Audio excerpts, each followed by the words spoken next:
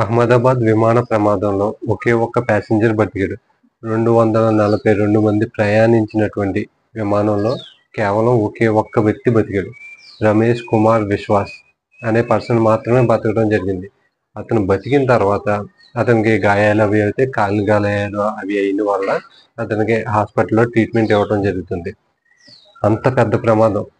యాక్చువల్గా మనం ఏదన్నా చిన్న యాక్సిడెంట్కి గురవుతూనే బైక్ మించి జారిపోయి స్కిడ్ అయిపోయి పడిపోతే ఒక 10 to 15 మినిట్స్ షాక్లో ఉంటాం.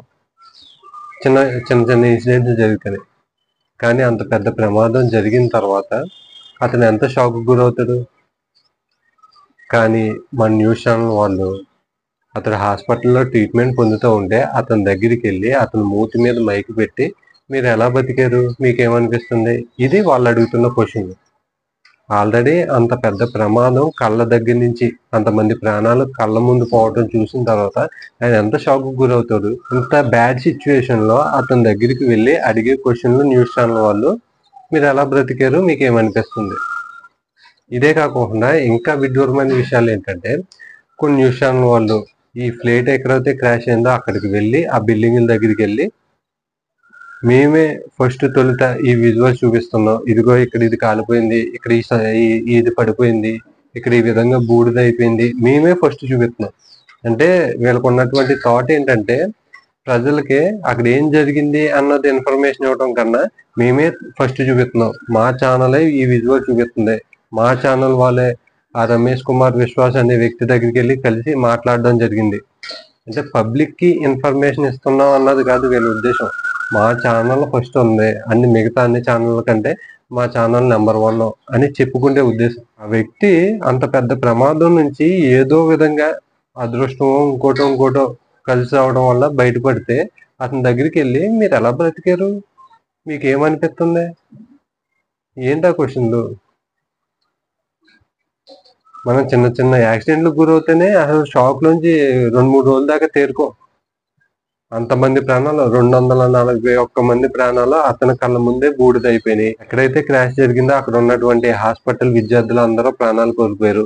ఇంత పెద్ద డిజాస్టర్ తర్వాత అతని దగ్గరికి వెళ్ళి ఈ న్యూస్ ఛానల్ అడుగుతున్న క్వశ్చన్లు.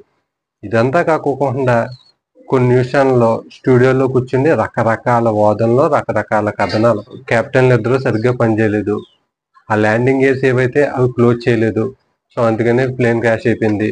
ఫ్లాప్స్ అనేవి ఓపెన్ చేయలేదు, అందుకనే ప్లేన్ క్రాష్ అయిపోయింది. ఆ కెప్టెన్స్ ఇద్దరు సరిగ్గా పని చేయలేదు అని చెప్పి చెప్పడం జరుగుతుంది. యాక్చువల్గా ఆ ఫ్లైట్ ఎప్పుడైతే టేక్ ఆఫ్ అయిందో ఆ టేక్ ఆఫ్ అయిన సందర్భం కాడి నుంచి వాళ్ళకి అసలు టైమే లేదు.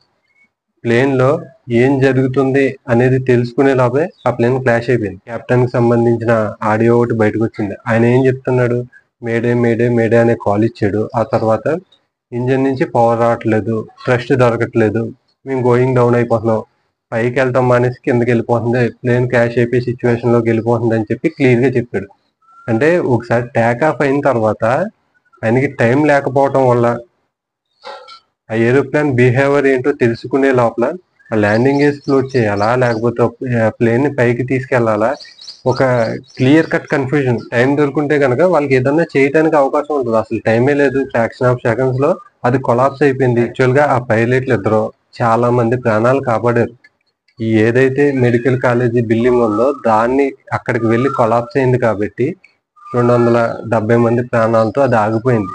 దీన్ని దాటి వెళితే గనక అక్కడ చాలా మంది నివాస ప్రాంతాలు ఉన్నాయి, అక్కడ కనుక కొలాప్స్ అయి ఉంటే కనుక దగ్గర దగ్గర 1000 మంది దాకా చనిపోయే అవకాశం ఉంటుందని చెప్పి ఆ పరిసర ప్రాంతాల్లో ఉన్నటువంటి వాళ్ళు మాట్లాడడం జరుగుతుంది. అంటే పైలట్లు ఇద్దరు ఆ ప్రమాద తీవ్రతని తగ్గించే ప్రయత్నం చేశారు.